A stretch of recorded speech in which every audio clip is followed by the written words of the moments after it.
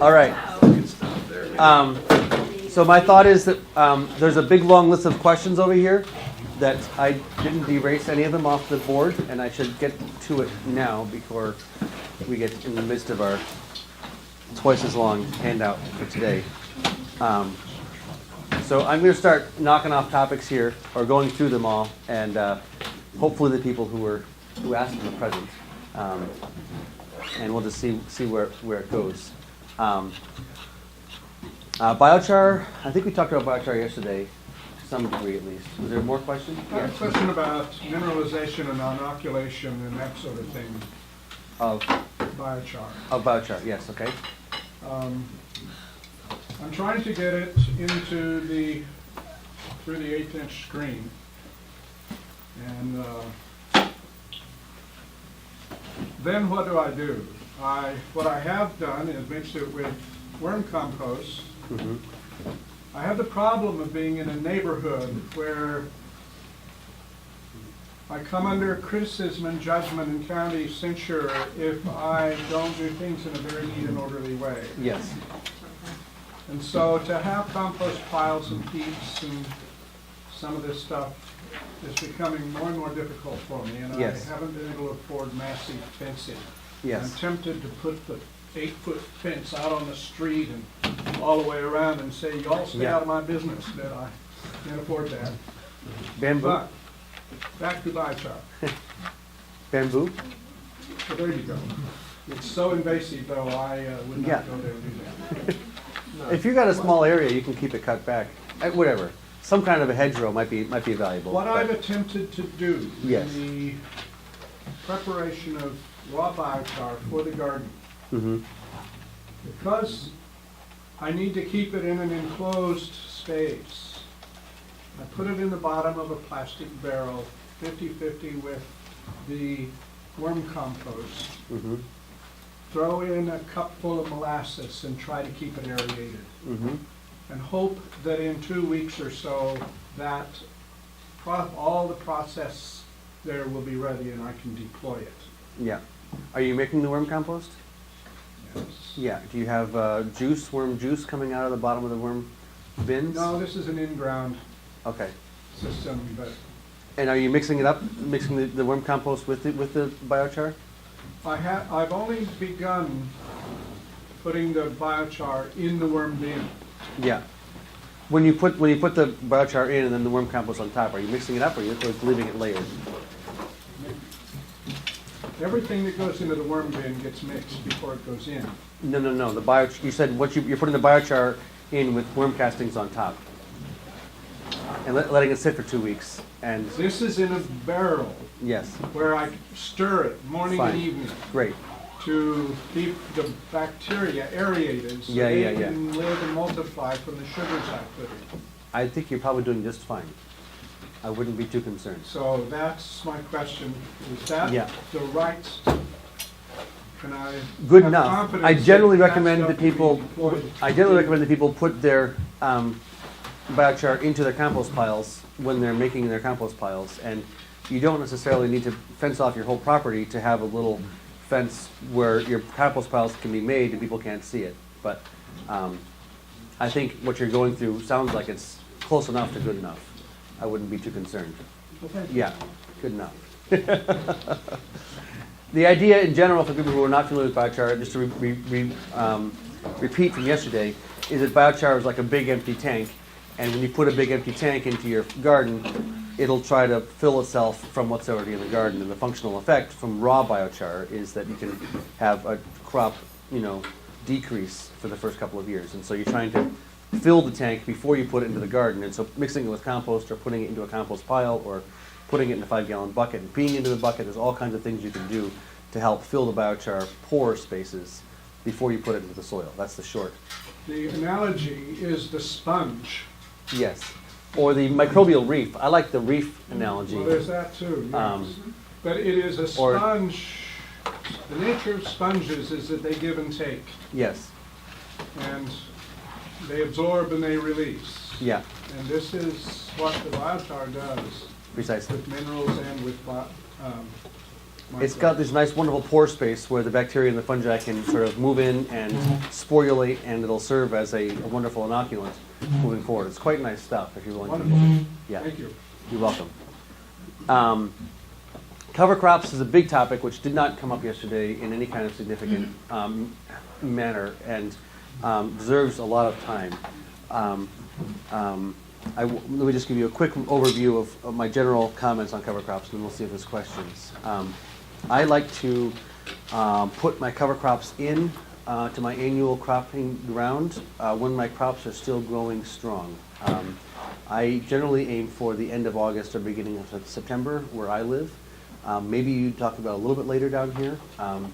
Generally, what we have, climactically is quite dry period through July into August, and then we begin to have tropical storms and hurricanes and a little more activity in the clouds with rain. So I really am just looking for the first major wet period that's going to come through, starting at the end of August through into September, and I broadcast my cover crops right into the mulch duff that's underneath my tomatoes, peppers, eggplants, squash, cucumbers, kale, chard, broccoli, everything. I don't usually put them into carrots and beets. I don't put the cover crops into the salad greens, but just about everything else. Anything that's been transplanted in that's got some space between it, I want to have those cover crops starting to grow and at a good height by the time the frost comes and kills my plants, or by the time I'm pulling out my last whatever they are. What are you broadcasting? What's that? What are you broadcasting? That's the next point.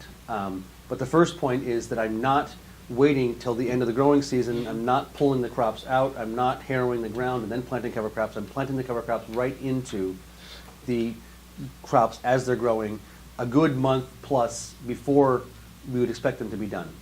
I would like my cover crops to be 1.5 feet tall, 2 feet tall by the time my crops are done. There's no reason to have to be seeding cover crops so late in the fall that they don't really get a chance to grow and have any significant benefit. Might as well get them in and get them established and let them, really grow up nicely underneath most things. And you're just broadcasting that seed right on top of the mulch. And so what happens when I put the mulch down, which we will talk about shortly here, the process of getting things into the ground, in the springtime, is that generally that mulch will get eaten up by the soil life, and there's not much left by that time of the year. Sometimes we'll actually need to remulch in July because there's so much biological activity that it just disappears. But by that period of the time, by the end of August, by the beginning of September, there's usually just a little bit of duff left on the ground.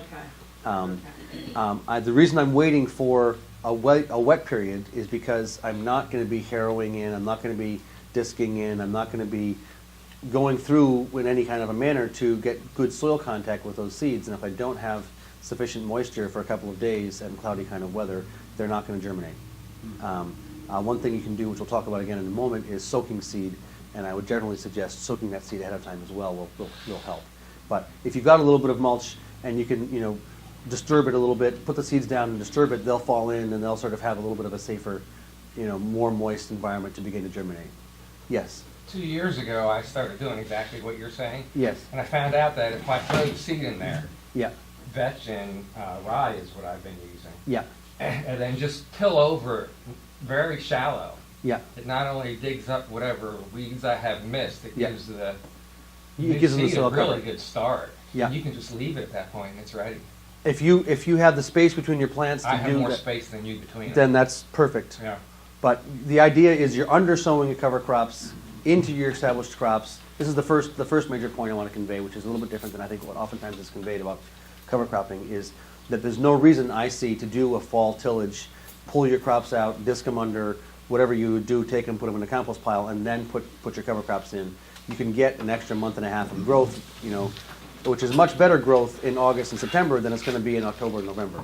But you just don't get that growth in October and November that you would get in August and September. You want to have a nice stand of cover crops that's established. That's going to be, if it's winter kill stuff, it's going to lay down and be a nice mulch layer. If it's overwintering, it's got a good root system, etc. Yes. I have a similar question in this regard. So we have a section on the farm that's a problem area that we're going to take out of production. Yeah.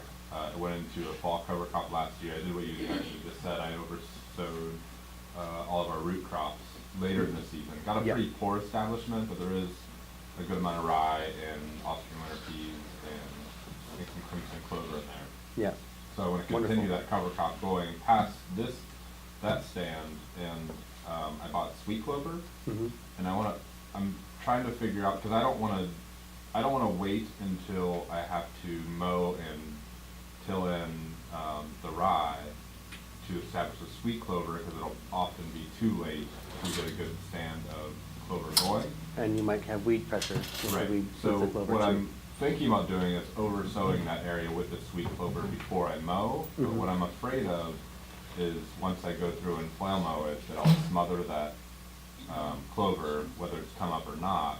Yeah, Do you have any suggestions of? depends on whether- how thick the stand is. What You what need did you to say? frost seed it in the spring. It's too late for frost seeding. Right, it's too late for that now. Yeah. Yeah, I think, did you say something? Did you say something? At least you got a flail mower like, Yeah. but you could, you could flail mow it and then try to just go manually. How big of an area is it? It's small, they're 75-foot beds and there's 8 of them. I think if you broadcasted and then flail mode, that material would be a nice cover to help it germinate. Okay. I would probably aim for, aim for a wet period, Right. and maybe do it right before the wet period. Okay. But you would but- do it before, instead of like, because I was even considering doing it like now, like this coming week. I don't know, if, depending on how thick the rye is, it won't be enough sunlight for the clover to get established, I would think. I don't think you would necessarily need to till onto the rye either. We'll talk about that just momentarily, the logistics of when you knock the rye down and all that kind of stuff. And you're maybe dealing with the milk stage and crimping and all that kind of thing. But if you're gonna go from cover crop to cover crop, Buckwheat. yeah, why are you doing crimson clover as opposed to other cover crops?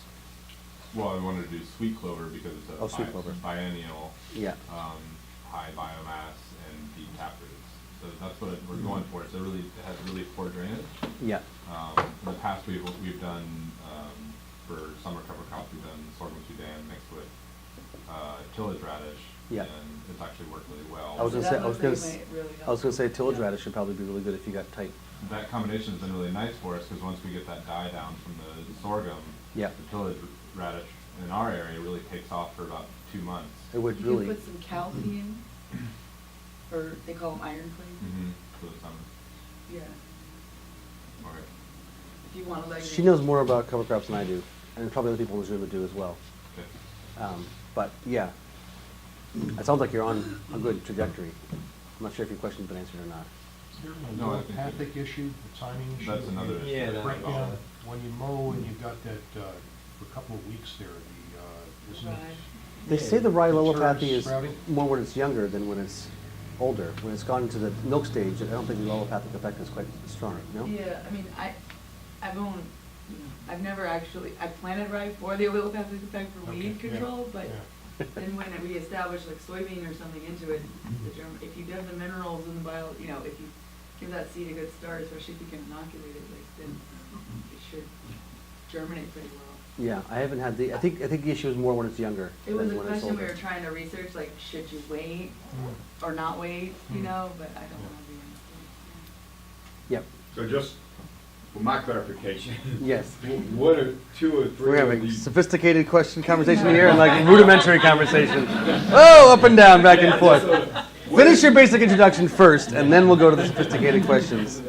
What should you put into the cover crop mix? 2 or 3 of the preferred cover crops would be. Right. So, for me, there's 2 different types of mixes that you're going to be thinking about. One is your winter-killing cover crop mix, and one is your overwintering cover crop mix.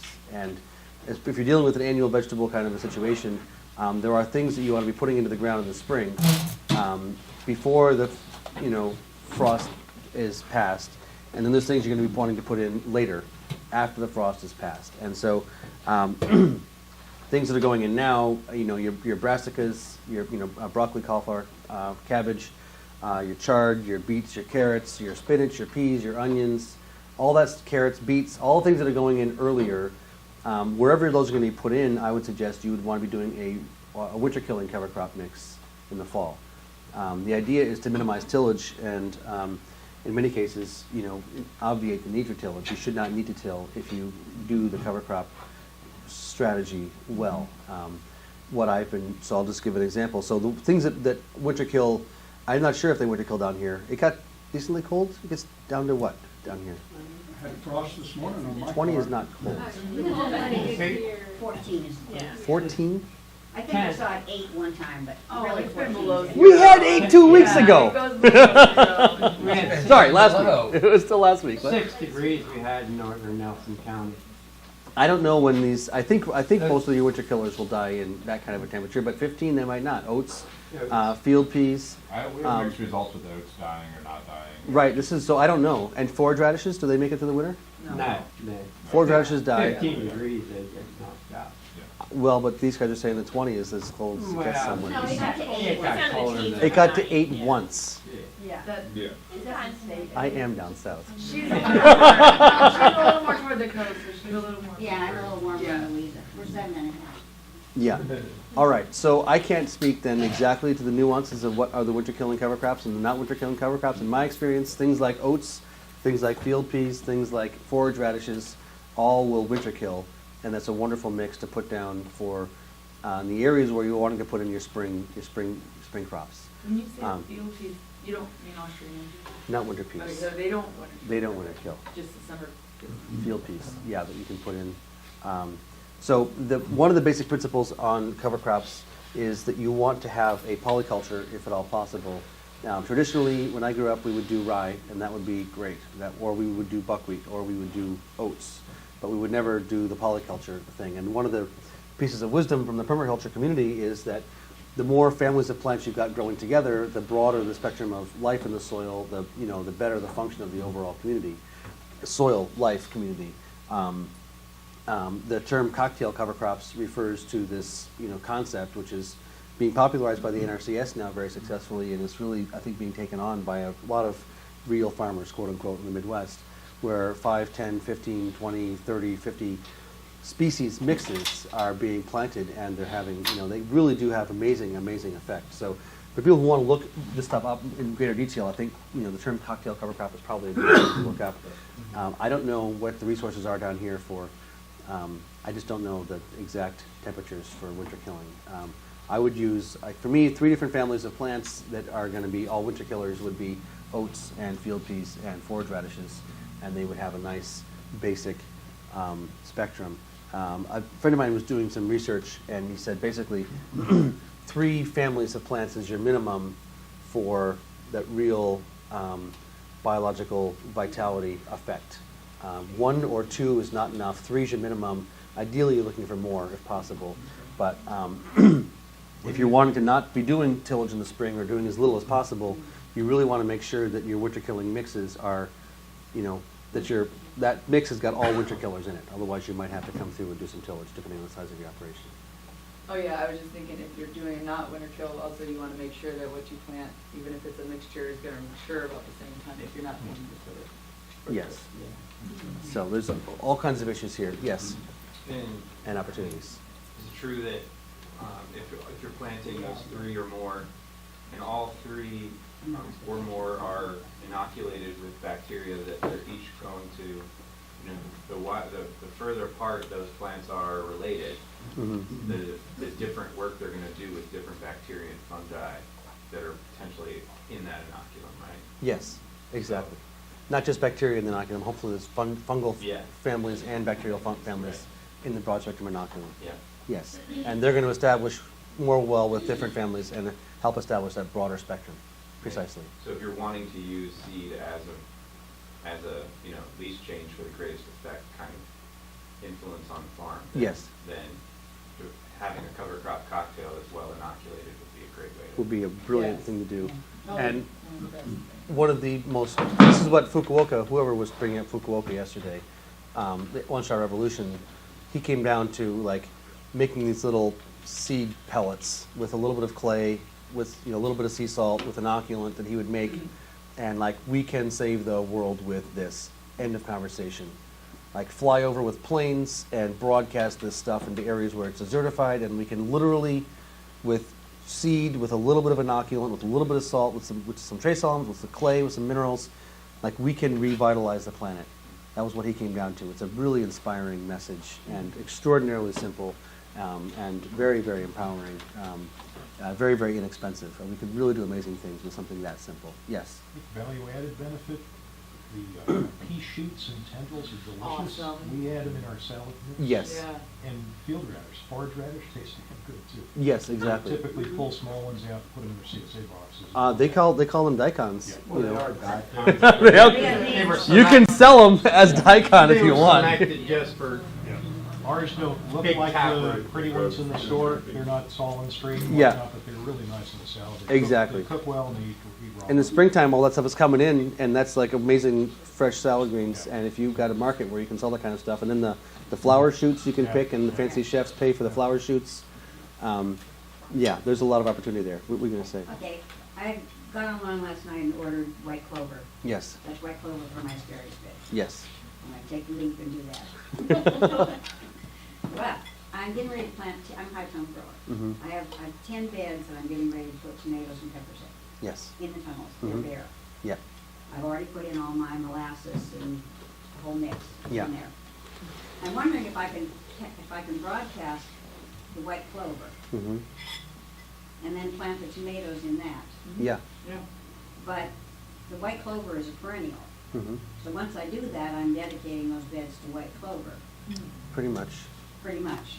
But then when I Depends on plant what you're my planting in your lettuces- salad greens. My Yeah. lettuces and kale and things in the Mhm. fall, Yeah. I could just plant right in that? Well, your kale and stuff wouldn't mind probably, but the lettuces, you're doing baby green size or No, full I'm heads? doing small butterheads. Yeah. I don't know. I could do those, Too tight. I have 25 beds, so too much competition. I've got, I could do. I think whatever. with the smaller plants, it's gonna be too tight. Is it? With the tomatoes and peppers and eggplants, it would be a wonderful understory. Cabbages would work? Probably, Yeah. probably. Yeah. The things that you're gonna give a couple feet to are gonna be So fine. I could leave so those fall beds for probably. tomatoes and cabbages and the larger. Or beds. you could till under your your clover, when you put in your salad greens in. It's, you know, it's gonna be beneficial Just till it in the under? growing season anyways. Till it under, if you keep it in the pathways, depending on where it is, it's in the pathways, it'll move back up. It's not in the pathway, it's gonna be in the bed, Why not have it in the pathways too? Make a thing I like a have bulb cedar. planter. Oh, in my password. what's Make that? a tool like a bulb planter. Take a tin can, cut I off have the a edge bulb sharp.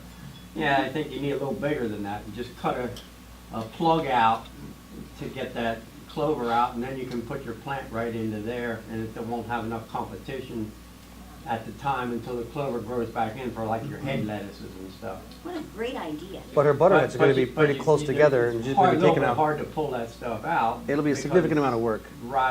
Rhizomous, but it's not that terrible. But I'm gonna be brave enough to put 10 beds of clover in. Even if it's I put only my in, tomatoes and even if it's peppers. only in for the next 4 or 5 months, it's gonna be beneficial. Yeah, it'll be totally beneficial.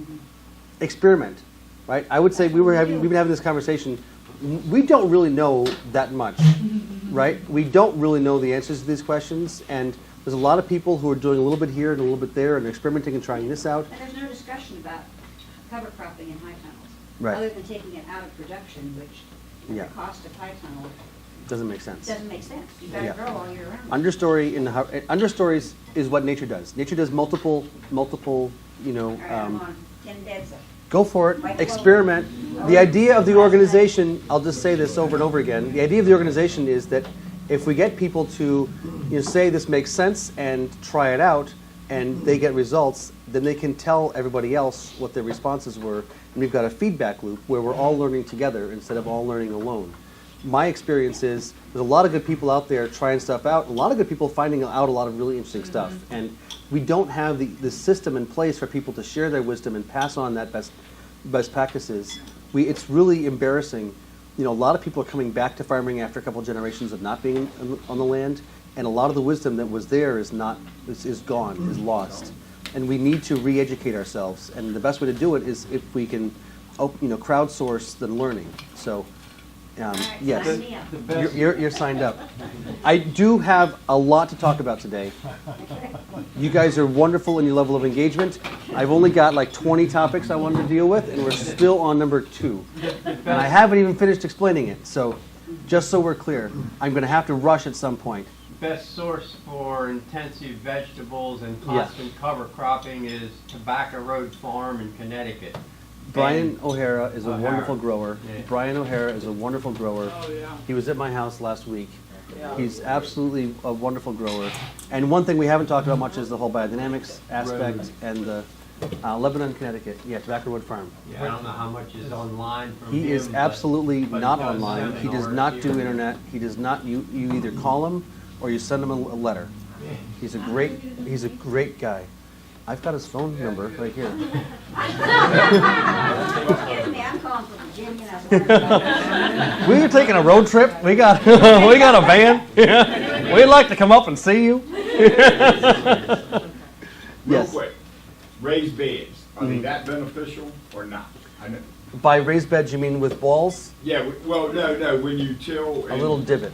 And you just throw the dirt up in more of a hill. How often do you get, hurricanes that drop 6 or 8 inches?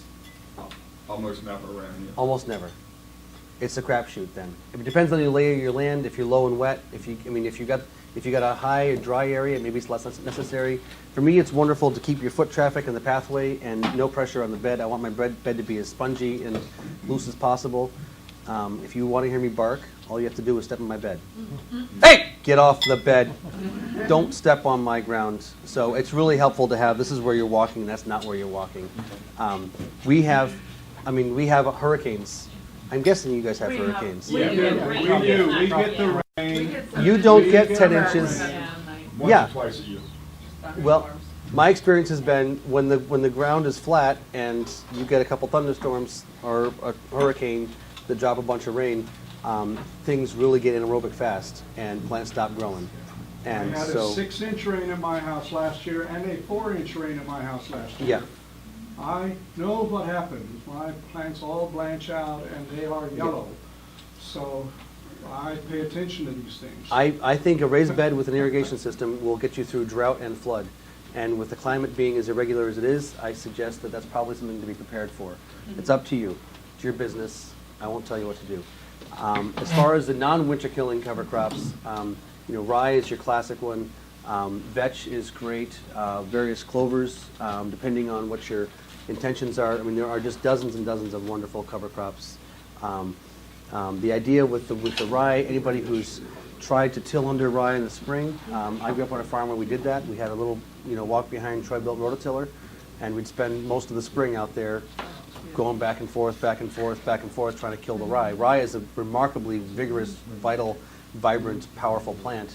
I think they've done the math on rye, like how many miles of root one rye plant has. It's miles, right? I mean, they're just absolutely amazing. But the rye, like most annual grasses, has this stage in its life called the milk stage, which is basically, we talked about this yesterday, after the flower is pollinated, before the seed is viable, at which point the plant, all you have to do is literally kink the stem, bend the stem, and it'll die.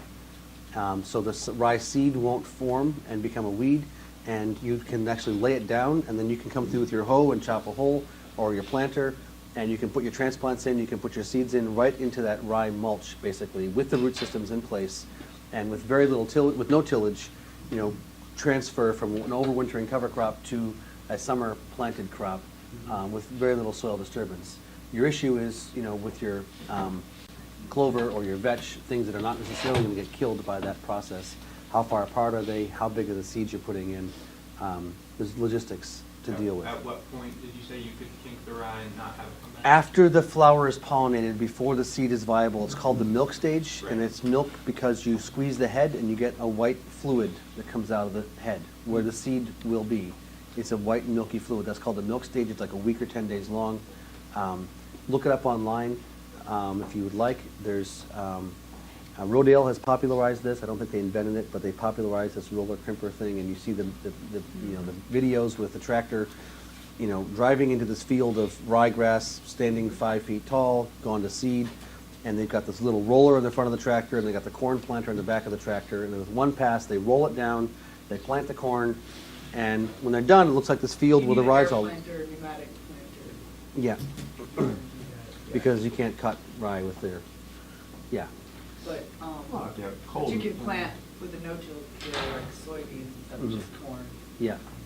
Or you could fold But it, they if had you're a- doing it in like a biointensive context, you could just fold it on the back of the machete blade and lay it down. across You the can back. take an old, a piece of, like a metal fence post, Yeah. and you just throw it down on the ground and step on it, pick it up, throw it down on the ground, step on it, put some string on it to pick it up.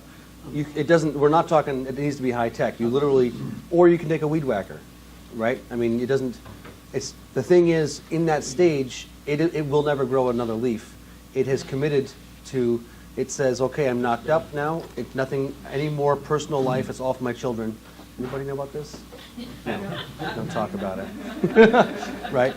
So it's like, it's shift, there's a hormonal shift that goes on, it will never grow another leaf. You don't need to till it to kill it, is the point. You don't need to till under rye. If you only plant rye in the areas where you're planning on doing your summer crops, my experience has been that the rye goes to seed before the tomatoes are ready to go in, and the eggplants and peppers and cucumbers and squash and things like that. So, A flail mower not running, has a big roller in the back, Yeah. and that would be a good roll down thing.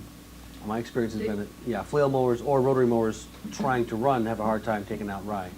Street But- mowers. Well, you're not Well, they running. had a roller right here. You're not running, you're just And we rolling. modified Yeah. it, like we worked with it, I don't know what happened, it was built with a grant and it had the crimper bars and it was available for use, but then we had to add some weight to it.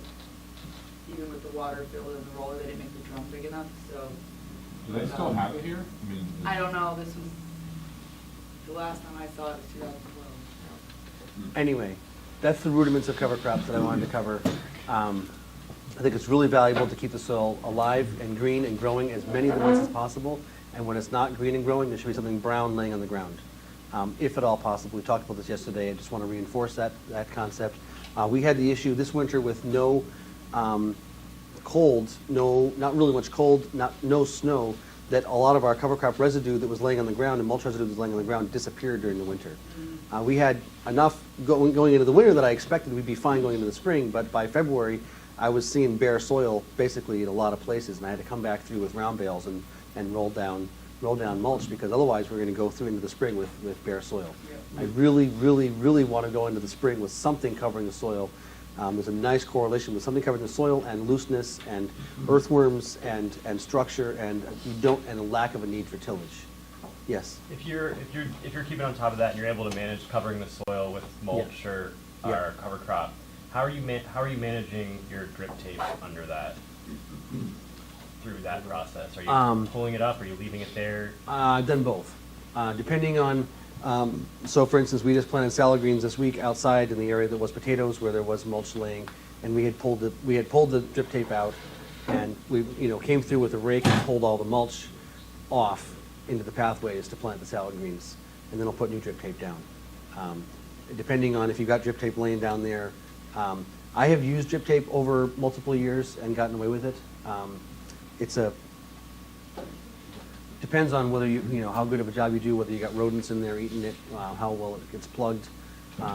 There's ways of cleaning up drip tape with, what is it?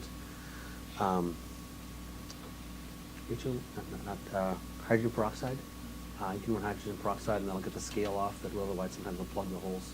I've also been known to come through with a nail and just pop new holes with a drip tape and leave it there for usually for 3 or 4 years, depending on where I'm at. Scale off, it'll take out. Peroxide won't take scale off, it'll take out algae and that sort of thing. Sorry, Scale, whatever's- you have to have an acid like vinegar or citric acid. Will also work. Yeah, you can run them through. So are you mulching on top of your drip tape? I put the drip tape down and then mulch in general when I'm putting the crops in the ground, which is where we'll be going once I address a few more of these questions, hopefully. Can I put a plug in for PASA, Pennsylvania Sustainable Agriculture Association? They're running a summer conference with Steve Groff. He's the guru Yeah. of cover crops. It started the tillage radish stuff and has Beautiful. done a huge amount with the crimp rye, and he's going to be the main speaker. That'll be in August, I think it is, and in State College area. Yeah. PASA is a wonderful organization for those who are not aware of it, and decently close by to here, I think, driving distance. We had a question about humates, what they are. Humates are a mined material. They're found in the geological profile between peat moss and coal. People understand what coal is. It's just old plant residue that's been pressured over time, and peat moss is old plant residue that hasn't been pressured very long. It's been, anaerobically, stockpiled basically. But between peat moss and coal is this stuff called brown coal or Leonardite. Leonardite is the name of the ore. It generally has a very high humic component. They generally say that, humus is this sort of more stable version of organic matter that's less digestible, less likely to oxidize. Not that it won't, but it's much less likely to than organic matter. Compost usually has a humic level of 0.5% or 1% or 1.5%. Humates will have between 70 and 90% humus. They generally have that very large bonding capacity. In many ways similar to biochar, but in other ways not. They don't have the porous structure. They're more fractal in nature, as I understand it. So they're bought. You can buy humic acid or fulvic acid, which are components which are solubilized and made. But I generally use just sort of crushed, finely ground down to powder size, but mixed sized humates. You can buy them for relatively short money.